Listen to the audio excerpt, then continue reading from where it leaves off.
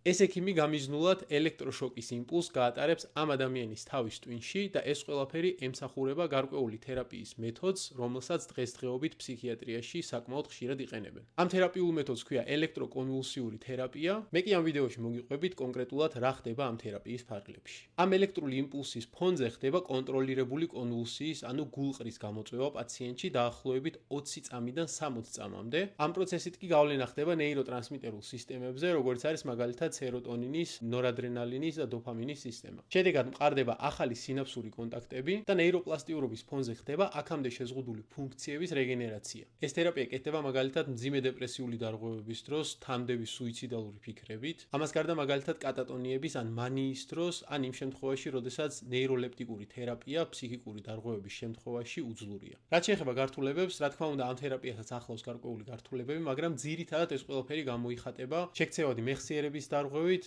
ასევე მაგალითად ორიენტაციის დარღვევით, თავის ტკივილი გულისრევა ღებინებად შეიძლება ახლავდეს, მაგრამ საბოლოო ჯამში ისეთი ფსიქიური დარღვევებისთვის, როგორიც ჩამოთვალე, ეს თერაპია მაინც უფრო მეტი დადებითი ეფექტის მომტანია, ვიდრე მაგალითად რისკის.